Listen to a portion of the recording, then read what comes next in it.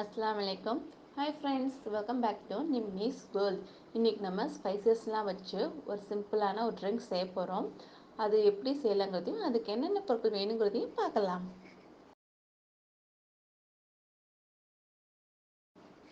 முதல்ல ஒரு பாத்திரம் எடுத்துக்கலாம். அந்த பாத்திரத்தில் 1/2 லிட்டர் தண்ணி சேர்த்துக்கலாம். சேர்த்து நல்லா கொதிக்க விடலாம். தண்ணி கொதிச்சு வரட்டும்.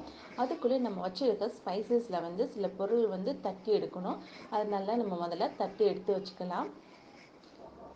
இஞ்சியும் ஏலக்காவும் ஃபஸ்ட்டு நல்லா தட்டி எடுத்திருக்கேன்.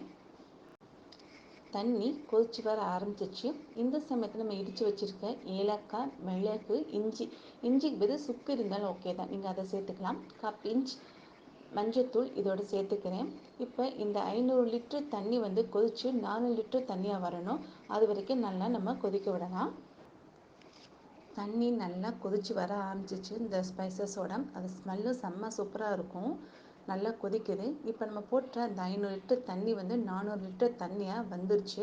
அடுத்து நம்ம அடுப்பை ஆஃப் பண்ணிடலாம். அடுப்பை ஆஃப் பண்ணதுக்கப்புறம் ஒரு கப்பில் 3 ஸ்பூன் நாட்டு சர்க்கரை சேர்த்துக்கிறேன். நீங்கள் கருப்பட்டியும் சேர்த்துக்கலாம், வெல்லமும் சேர்த்துக்கலாம். சேர்த்து நம்ம கொதிக்க வச்ச அந்த ஸ்பைசஸ் தண்ணியை வடிகட்டி எடுத்துக்கலாம். எடுத்ததுக்கப்புறம் நம்ம நல்லா கலந்து விடலாம். கீழே அடியில் நம்ம போட்ட அந்த நாட்டு சர்க்கரை தங்கியிருக்கும். அதை நம்ம நல்லா மிக்ஸ் பண்ணி விட்டுக்கலாம். நல்லா கலந்தாச்சு. இது தாராளமாக 2 பேர் குடிக்கலாம். இது செம்ம சூப்பராகவும் டேஸ்ட்டாகவும் ஃப்ளேவர்ஃபுல்லாகவும் இருக்கும். காஃபி, டீ, பால் இந்த மாதிரி பழக்கம் இல்லாதவங்களுக்கு இந்த மாதிரி குடிச்சிங்கனாலும் உங்களுக்கு நல்லாயிருக்கும். ஃப்ரெஷ்ஷாகவும் இருக்கும், செம்ம ஆக்டிவாக இருக்கும்.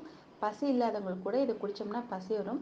கண்டிப்பாக நீங்களும் இந்த ரெசிபி உங்கள் வீட்டில் ட்ரை பண்ணுங்கள். ட்ரை பண்ணிட்டு எப்படி இருக்குங்கிறத சொல்லுங்கள். தேங்க்யூ.